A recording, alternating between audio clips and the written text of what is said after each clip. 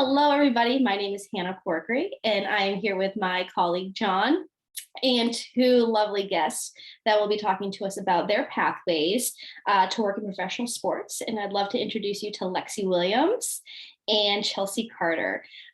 Both have had extensive background in all different fields, but also within the professional athletics field. Lexi, could you tell us a little bit about where you work and and a little bit of your education background? Sure, yeah. So I am the diversity and impact manager for the Philadelphia 76ers and the New Jersey Devils. So I work for Harris Blitzer Sports and Entertainment, but we own a venture capitalist firm and a bunch of other stuff, Crystal Palace and a bunch of other cool stuff. But I primarily work on the Devils and Sixers markets. I graduated from St. Lawrence, where Hannah also graduated from in 2015. And I worked at St. Lawrence for 3 years, and then also worked for Bucknell University in their athletic department before coming just to the Devils side and then transferring over to Devils and Sixers about a year ago. Wonderful. How about you, Chelsea? Could you tell us a little bit about your pathway? Yeah, so right now I'm with a company called Reserve Bar. So it's a little bit not just on the athletic side, but it's more on the entertainment side also. So I'm a partnerships marketing manager there. Before this, I worked with Lexi at the Philadelphia 76ers, where I was a senior coordinator for our partnerships team there. Kind of got my start in sports at University of Kentucky. So that's where I went and got my undergrad from. And throughout my full undergraduate career, I was a sports marketing intern in our athletic department at Kentucky. And then luckily got a job right out of college in the sports world. So I went straight to the Orlando Magic and then went to the 76ers. So been everywhere now. So Good for you both. So could you each tell us a little bit about why you got into this profession and how, what kind of doors open for you to be able to have these opportunities? Yeah, I think in terms of why, I mean, I was an athlete my whole life, and I think sports is probably it's a great unifier, right? It's one of the only things that you can completely disagree with someone on anything, but sports is, like I said, it's a great unifier, and you learn a lot of leadership skills and all of the great things that everyone knows about sports, right? Like you learn that as a kid. And then it was really the only thing as an adult that I felt like I really liked. And I knew I really liked people. I knew I liked being on the revenue generation side of a business. But I didn't want, if you took the name off the door, I didn't want to be sitting behind a desk doing that all day long. And I realized that I could marry those two passions, and that was working on the revenue generation side of sports. And now I'm off of the revenue side, but still obviously working at a sports team, and it's genuinely as cool as people think it is most of the time. And you're doing the coolest stuff all day long. And with, at least with my job, I get to help communities of people all day long as well. So that's married my love for philanthropy as well. So that's kind of like why I wanted to do it. I would say in terms of what's helped me along the way is networking and meeting people, specifically women, specifically Black women that have really helped me along in my career, but also, average white men as well, right? Like people's identities haven't necessarily played like a huge role, but I would say that people who look like me have helped me a lot. And that is something that I can 100% attribute to in my career, but also like Chelsea, we started out, like the reason that we became friends is because we went to this networking event for Black women in New York City, and we had never met before, but two girls that we knew at work both said that we would like each other. And then we ended up going to this event together, and Chelsea was at my apartment, and I'd never met her, but I knew she worked for the Sixers. And then we ended up obviously becoming great friends from there. But it's little things like that now like have helped in my career, if I need help looking at my resume or need a recommendation for someone, right? Like Chelsea is one of the first people I call, and it all started very randomly. So I think being open to opportunities like that has also helped as well. Yeah, definitely a lot of same sentiments as Lexi. I think when I first started in sports, like, everyone says like, if you love what you do, you won't work a day. So I kind of wanted to make sure that I was doing something that I enjoy doing, but also I wanted to make sure that I was also helping people. So going to Kentucky, like you see so many different athletes that come through our program that, everyone's not going to be LeBron, or you're not going to be, Joel Embiid, but you can still do different things in the sports world and still, have that, same passion. So I wanted to be that representation for a lot of young kids, and also primarily Black and brown kids that, when I would go talk to schools, I'm like, what do you guys want to be when you grow up? And they're all like, a professional basketball player. And I'm just like, okay, well, you might be able to play in school, but the chances of you like going pro is, I'm not going to kill anyone's dreams, but that's still, it's less than. So wanted to be that representation. Like you could be an agent, you can go work in philanthropy, you can do game presentation. Like there's so many different realms that you can do. So just being that representation. That's kind of why I wanted to get into sports, and like also just helping athletes if they do go pro, like helping them create that, aligning their values with like if they want to start some type of philanthropy on their own. So like LeBron does a great job with his school and he gives back to the community. So teaching athletes that they can do that also in the entertainment world. So when it comes to what's helped me along, I think the same as Lexi, like networking has been great. I know that I can call someone that I worked with years ago and they can still be that, they will still give me a reference. They'll still be there to give me advice. So finding those mentors in the industry and just in entertainment itself, whether it's a Black woman or a white man, anyone that will, put my name into rooms that, I'm not in. So also finding that difference between a mentor and a sponsor. So like those sponsors are those people that will, push you through, and like they, you might not talk to them about your day-to-day, like your issues that you're having, every day, but they are still putting your name in, usually VPs and up that are putting your name in those spaces. So finding those people in the industry, like, of course, like Lexi, even though we're still kind of close in age, I still would consider her like a mentor to me. But then we have our VPs that are at the Sixers that I would consider sponsors, So yeah, but yeah, those are people that push me along. So we have identified 6 essential skills that we find are really important for students to learn and obtain into their day-to-day, not just within their curriculum, but also have it be transferable, which you both have touched upon. Networking is actually one of ours, as well as goal setting, teamwork, perseverance, agility, and leadership. And you've both touched on how just important networking is, but you also touched upon mentoring and sponsorship. Could you share a little bit more about how you seeked out mentors and any advice you have for any students that are looking to be, I don't have to be just a professional athlete to get into professional sports, but there's so many different pathways so I can be involved if, I've never played basketball, I've never played hockey, but I really want to be part of this community. What kind of advice could you give to them? Yeah. I think it's about finding those genuine relationships. Like you don't want to find like, just because someone's a VP and that may be the role that you want in the future, that doesn't necessarily mean that you guys will have a good mentorship relationship. So finding those genuine people that you connect with personally and professionally, I think is very important.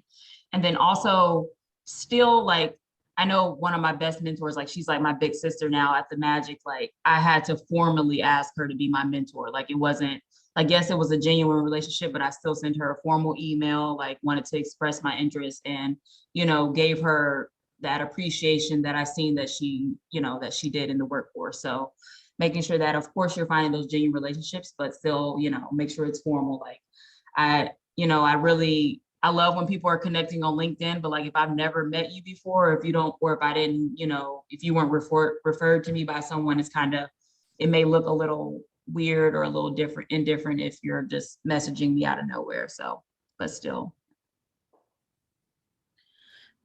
Yeah, I would say As a Chelsea, I believe that there is a fairly large distinction between a mentor and a sponsor. So I would say my sponsorship relationships have started based on like the quality of my work. And so I think that staying consistent can land you a really good sponsor.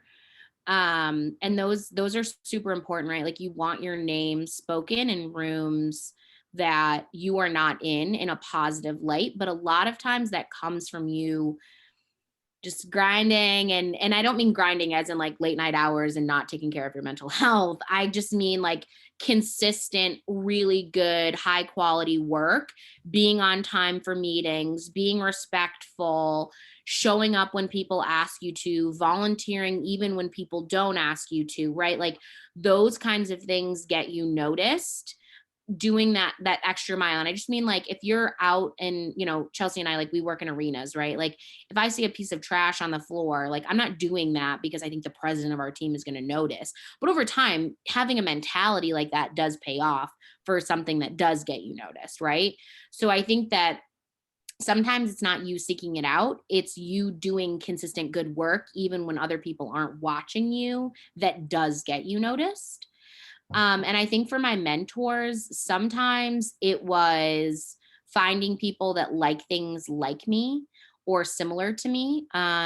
Whether that's like, I really like to shop, right? Like I have a mentor at the Sixers who loves to shop just as much as I do. We bonded over something that had absolutely nothing to do with work, but now she kicks my butt up and down the street when I do something that I shouldn't be doing. And I don't mean that as in I'm bad, but like, I should have flushed something out or really thought about an idea before I pitched it or whatever. And she's really great about helping me with that. So I would say that, look for commonalities with people that don't necessarily equate to whatever the task is at hand. Yeah, I think those have helped. That's great advice. Both of you. Thank you. Jon, do you have any questions from any of the students that have sent in? Yeah, I mean, I have like about 20 myself, just because I love the space you're both in, and probably wished I pursued it myself. But I love the distinction between a sponsor and a mentor. We haven't talked a lot about that, and that really is an important distinction. And I can tell too, and when you say, like Lexi, you grind all day. I know you put in. I know counterparts of yours and other teams that they work a lot. They work hard, and I don't think they would do it. And pick things up off the floor, if they didn't have a true passion for what they were doing. So we'll tell kids, we try and steer them in a direction, help them find something that they seem passionate about. And then we tell them, like you have both said, once it doesn't feel like work, you're in love with it and you work hard because you care about it. And I know you do a lot in the community, so that's got to be really gratifying. To your point earlier, it's funny, Chelsea, we're in Vermont. We have schools in Vermont, which may be the worst basketball state in America. I'm sorry for my Vermont people here, but I used to be a scout, so we'd go around like there's no talent. But we'll ask kids, we're like, hey, what do you want to be? And they'll go pro athlete or a gamer. So we're like, so nobody in the history of Vermont's ever made the NBA. That's true, not one ever. So I'm like, the odds seem low. Don't want to be a dream crusher, but what are some? And then we're like, wait, hey, but there's other things you could do in the NBA. And if you could talk a little bit just about like some of the different positions that someone could pursue and how would they do it? Like I went to UMass Amherst and they had a good sports management program. One of the best. Yeah. Is that yeah. Please let us know in terms of like pathways they could take and potential jobs they could get, at an NBA franchise. Yeah, I definitely think it starts with, in college and doing those internships and putting your just foot out there. Like I know a lot of people are like, oh, well, Lexi started in sales, but like well, not really sales, but did sales, but everyone's like, oh, I have to go sell tickets to get into sports. And I'm just like, I've worked for 3 teams and I've never sold a ticket in my life.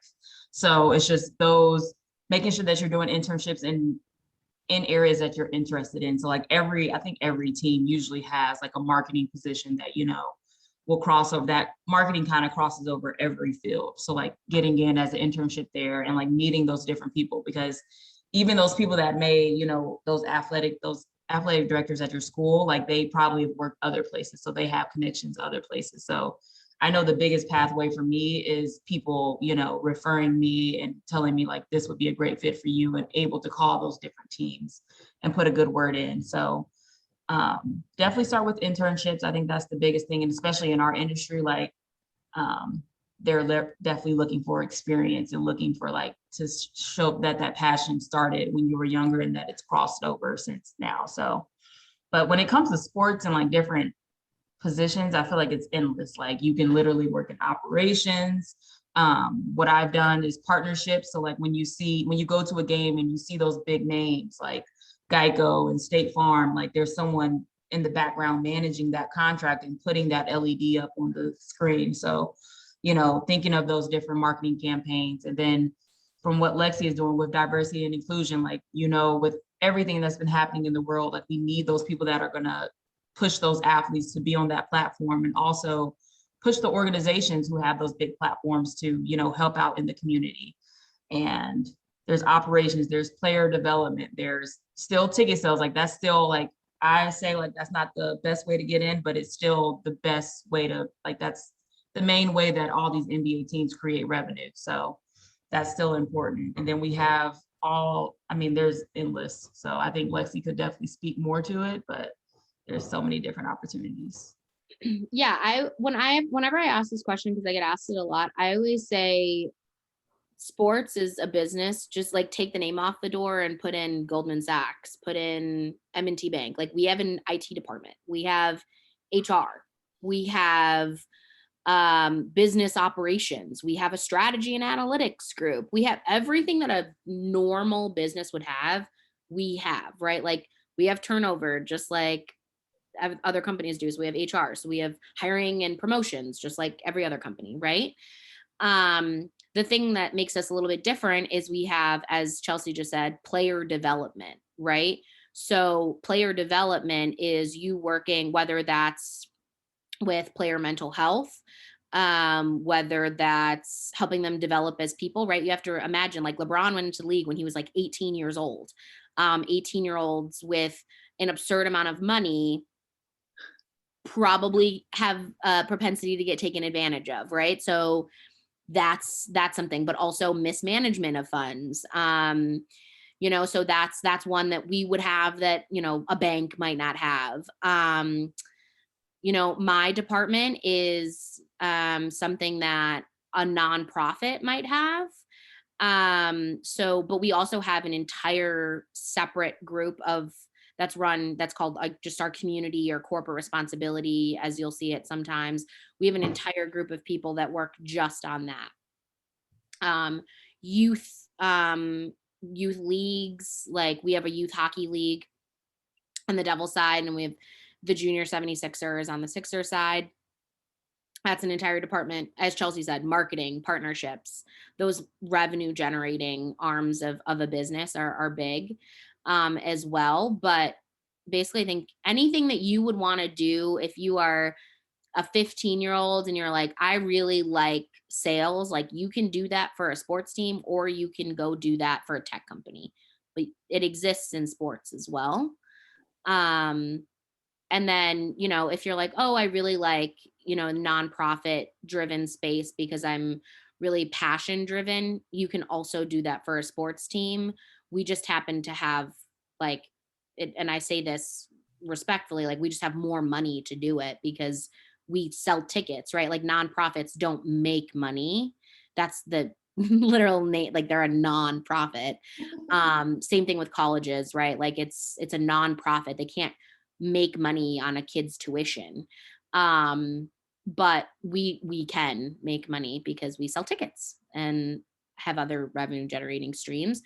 So we just have more of a backing to do that, I guess. But that's not our main thing, right? Like if you want to work something passion driven, but you also happen to work for a sports team, that's not ever going to be the main focus. The main focus is always going to be on basketball. So it's a give and take, as with anything. Yeah, that's a great way to think about it. Take the name off. It's like any other business, but you could be working in this space that if you're into sports, you're kind of Exactly. Yeah. A couple other quick questions, Hannah, from students. One's just basically, what's your day-to-day like? And I know that's going to vary greatly depending on the day, but you just give like a little synopsis of a typical day. Yeah, so I would say I wake up. Oh, sorry, Chelsea, go ahead. Go ahead. I would say I wake up, answer emails. Always, it's like one of the first things I do, whether that's good or bad. I will leave for someone else to debate, but wake up, try to get as many like yes or no, up or down, left or right questions answered so I can clear as much out of my inbox early as I can, because I know it's going to pile up the more that I see people have meetings and interact with human beings throughout the day. So I try to get my inbox as close to zero as I possibly can in the morning. It never happens, but I try. Get ready for work, go into work. We're still hybrid. So sometimes it's me driving into the office. Sometimes it's me sitting at my kitchen counter. And then it's honestly just a lot of meetings. And then in those meetings, you're trying to solve for, hey, we have to send this video out. Let's make sure that it's on brand. To, we had an incident between two staff members. I have to figure out whether that's like, up, good or bad, up or down, whatever.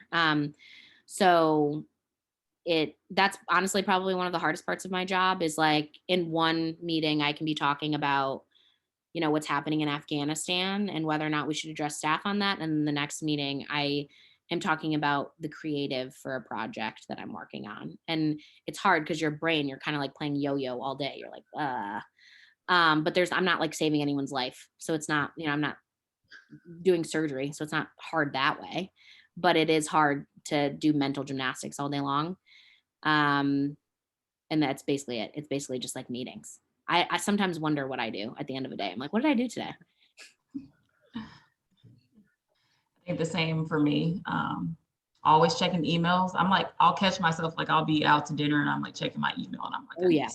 So always checking emails. I think definitely when I worked at the Sixers, it was a lot of like account management. So I managed around like 12 different partners and they all have different contracts with different assets. So making sure that everything is going smoothly, like everyone's LEDs are going to be up for the game. A lot of my partners did have like those player appearances. So I'm checking with our player development teams and making sure that, hey, is Joel still coming to this event? Like, does he know what to wear? Like all different types of things. So it's a lot of, it's fun stuff, but it can get, a little tedious and time consuming when it comes to like, you're basically being kind of like the babysitter of every different department. So like my job is to manage everyone else's job kind of in a sense. So making sure that our marketing team knows what to say during a commercial, or making sure that, our community team knows who to announce. Like it's just a lot of things that go into our job is like with partnerships and things like that. So, and then just bringing that forward facing and that positive person that is building those partnerships. Like if a partner wants to talk on the phone, even though it's 9 a.m., like I'm ready on a call to make sure that, I have that smiling face to tell them like everything's going to be okay. So it can get a little tiring, but at the end of the day, I always used to tell myself they're still going to play basketball, whether I do this or not. So the ball will get down the court without me. So I'm just making sure it gets down nicely. So the most important question, do you get to meet any of the professional athletes and do you get to go to any of the games? Yeah, so I went to every game. I know Lexi with D&I, you don't have to go to every game, but if you have the choice to, we get tickets to almost every game. But I was at every game to make sure like our clients were good. So that was good. And then also definitely met a lot of players, some of them, have better personalities than others, but, we got to meet meet people when they do player appearances, things like that. So yeah. Yep. We had another quick question from a student curious about when you grew up, when you were growing up, when did you realize that you knew what you wanted to do? And maybe that wasn't until a few years ago. I don't know, when you were 12. I always tell students, like, I knew I liked to write and I liked sports, and that was about it. And I'm like, oh, I think I'll be a sports writer. Like, it was that kind of simple. But there were things that I loved, so it was a good merge. Was there anything that growing up where you realized I want to do this, or even your positions now? Like, when did you, might have taken a while, right, to even get to where you're at without having that desire? Yeah, I mean, when I figure it out, I'll let you know. I still don't really know, to be honest with you, but I don't know. There's something about that that's like, it's kind of like a beautiful disaster. There's something about it that I appreciate, that I'm like, I will figure it out. And I like what I'm doing now. And I just have to, like my sponsor, the way that he describes it is like, gain skills. Don't try to work yourself into the next position, because then you're going to be so closed off to experiencing what you could be, right? Like, I went from sales to being our manager of D&I. Like, that was, as Chelsea, it was like, it felt very random to most people that weren't Chelsea, that didn't know me very well, but like, it felt super random, but they didn't know that I'd been doing that since I graduated from college. So, yeah, I don't really know what I want. I hate when people ask me what I want to do in 5 years. I have no idea. I can tell you the skills that I'd like to get in the next 5 years, but I have no idea what position I want to be. And I can tell you at the end of the peak of my career, I should say, what position I want. And I know what kind of skill sets I need to garner to get there, but I have no idea what those positions are. Yeah, I definitely agree with Lexi. Like, I'm still kind of figuring out, like, I love what I do now, but I can't tell you what exactly, I wasn't sitting at home, when I was like 7, like, I'm gonna be a partnerships manager for the NBA. Like, that wasn't, didn't even know it existed. So I wasn't thinking about that. And even in college, like, I changed my major like 3 times. Like, I was gonna be a chemist. I was like, I'm gonna make, I'm gonna make, medicine. And I was just like, no, it's not what I want to do. So I think it changes overall, but like Lexi said, like, just make sure that you're building those skill sets, and like the skill sets that, that you build through every experience that you have will cross over and will, help you in the long run. So even like when I'm interviewing for like different positions, they never, they ask me like my roles and responsibilities at my job, but they want to know like, what skill set have I learned? What was like my biggest strength? What was my biggest, accomplishment? Like, they want to know like what you're actually doing, not rather than, that actual position, that name, that title, and things like that. So, yeah. We are getting a few questions. What did you each major in college? And was that transferable into what you're doing now? Go ahead, Chelsea. Yeah, so my major was integrated strategic communications, but it's really a fancy word for marketing. Like, I don't even know why they named it all that.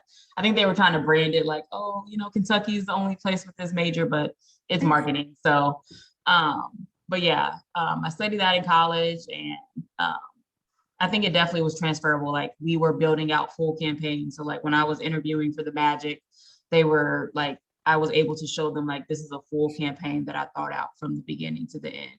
So definitely helped me throughout that. And then also with my major, like, we were required to have a internship. So that gave me that, that full, stuff to put on my resume at an early age. So. This is where I think Chelsea and I sort of diverge in our paths here. I was a double major, government and psychology, with a minor in communication. I also, St. Lawrence is a liberal arts college, so we had track. So I was on a pre-law track.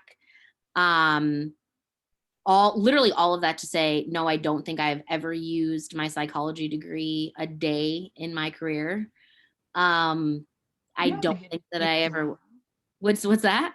To like know what people are thinking and stuff. Yeah, absolutely. But I think that in terms of like direct applicability, it's like I think the way that I like to think of it, and the thing that I always say is that I'm lethal at cocktail parties. Like, I know a lot about or I know a little bit about a lot of stuff, but I have no idea about like most niche things. Ask Chelsea. Like, I'm like, I know a lot of random things, but I don't know that like necessarily on my day-to-day in terms of creating a marketing plan, like Chelsea graduated from college knowing how to do. 100% not over here, like, not at all. But I know a lot when people are voting, I can tell you why it's really important to vote and do your civic duty, right? But I think that the biggest value that I did get from college is the value of like networking, because like at the time, the general manager of the New Jersey Devils was a St. Lawrence alum. So I just called our athletic director and he called the GM, and the next thing I knew I was moving, right? Like that doesn't happen for most people. And I recognize my privilege in that, certainly. And with that being said, like, I think that that's what St. Lawrence gave me, was like, sure, like in the classroom, like I got good grades, I did well, like fine. But I think that for the most part, the great thing that I got from it was like my ability to interact and communicate with other people, which I garnered outside of the classroom. But I'm super thankful because St. Lawrence set up mocktails and things like that for me then to, as an adult, be lethal at, you know? But I think mine was like more of the out of classroom work helped me. Very cool. And Hannah, Ooh, sorry. I was just saying, Hannah, you were talking about essential skills, which is kind of what a lot of these are, right? We have a Southwest Airlines, a partner, and the head of it hiring of all of Southwest is like, we can teach the person the job, but we can't teach them how to interact with people and to have communications. Like those are the things that they're noticing are actually kind of dipping a little bit. They think it might be technology for reasons, technology-based reasons. Kids are not conversing as much, whatever. But yeah, we do hear that from a lot from employers. But it's kind of an interesting mix. You have, like the liberal arts degrees under siege, right? It's like, oh, what's it going to do for you? I think it does. You're lethal at a couple things that are really important, actually. Like, and then with the more specific skill sets, that mix of the two seems pretty strong, actually. What were you going to say, Hannah? I was just going to let everyone know that November 4th, we're doing a college tour of St. Lawrence. So you guys can see where not only did Lexi get a degree, but somehow I also got a degree from the same institution. But I think we'll just ask one more question. We have a couple coming in, but I don't think we'll have time to touch all of them. But how many departments and jobs do you think are within your NBA teams? All right, Chelsea, let's count them. You ready? I would guess like 12, 13, 15, 12 to 15. And then each like department, like sales, of course, is like 20 people, 20, 30, depends. But I know like when I was in partnerships, we had a team of 8.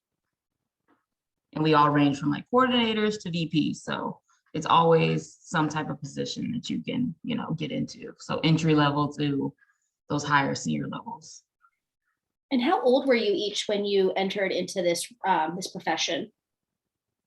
I was right out of college in 20. My first like NBA team job was with the Magic, and it was like 20. I was 22 when I graduated, I guess. I don't know. Yeah, I think. Isn't that the age when we graduate? Yeah. Yeah. But I worked at Kentucky like all through college, so. That was the other thing, actually. Yeah, I was going to touch on that, is that Chelsea, when you were talking about internships and like you obviously interned with the Magic, but what Chelsea did is kind of hard. It is difficult to get an internship because there's often 1 to 2 per department, depending on where it is. So for her to get an internship in with a professional sports team is very difficult to do. Like the odds are you might as well go to med school. But I will say that doing it at your university or college can help you, or doing it in your high school's athletic department or what have you can help you get into the next. Just having anything athletics to show that you're serious about it can help you get in the next thing. Like, I don't want anyone to think that they have to go work for the Magic, because I think it's going to be hard to do. I can call somebody for you, but yeah. But I think doing it like Chelsea did, where she did it at Kentucky, helped her tremendously. And it's not easy by any means, but easier number wise to do. And then it's also like, don't think just the NBA, like the NFL, the MLB, like they're so in smaller leagues. Big like 5, yeah. I did a summer internship with like the Dayton Dragons, who's like a smaller, baseball team. Like get experience anywhere you can. That's sports. Like even when I was in high school, I was like I was making flyers for like our varsity basketball team. Like just, just try to start anywhere and just get that experience and like something that you can talk about. So.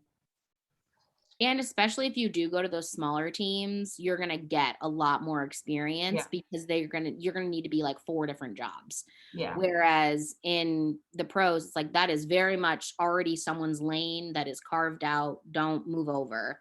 But in the minors, it's like, well, we don't have anybody that can do that. If you want to try, like, sure. Yeah.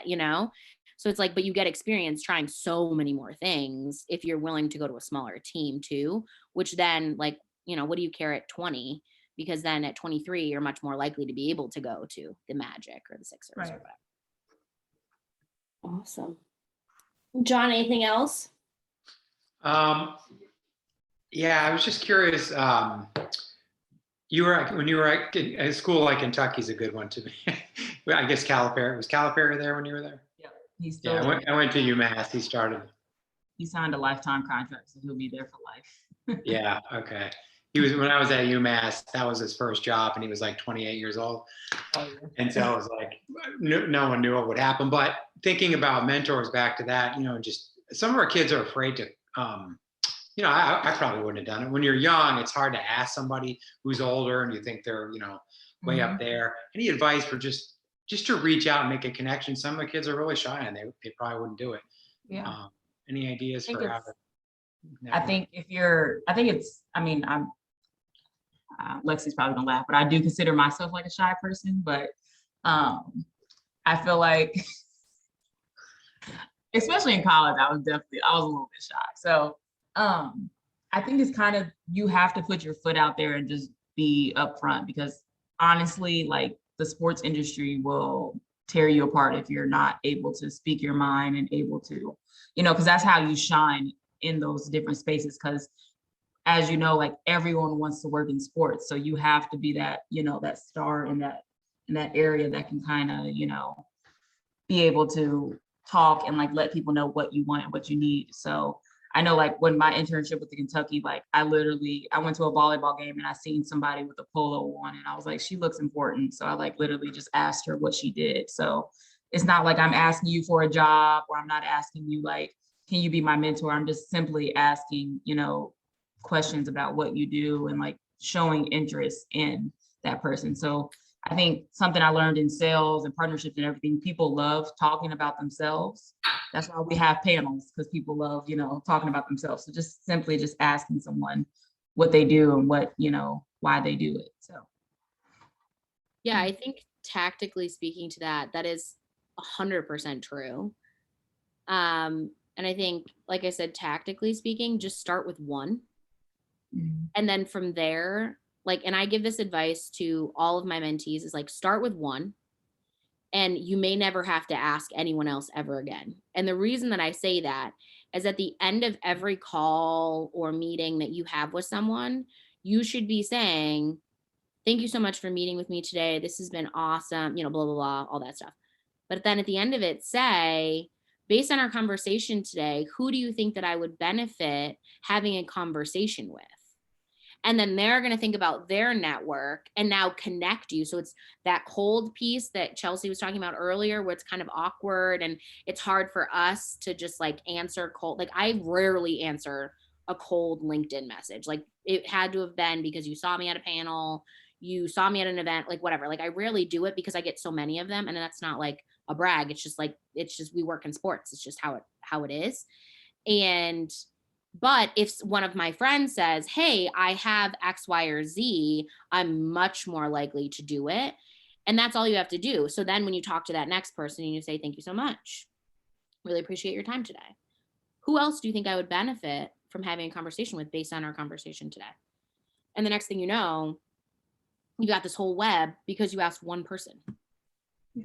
And I think also doesn't matter if you're shy or not.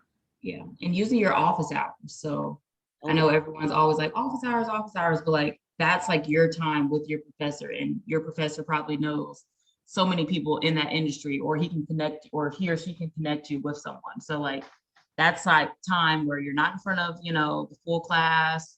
It's just you and your professor. Like ask them questions, ask them what they do, what they how do you think, like, what you can do to better yourself and to get more, experience and more to better become a better professional at the end of the day. So That's great advice. That is really, really good advice.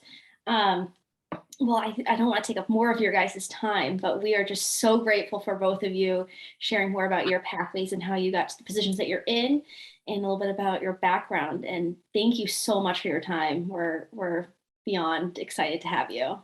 Yeah, of course. thank you guys. Yeah, that was awesome. I appreciate it. Bet. Well, please keep in touch, and we're rooting for your teams. Thanks, us too. Yeah. Well, All right. great. Thank you, everybody. Okay. Yeah, thanks. Bye.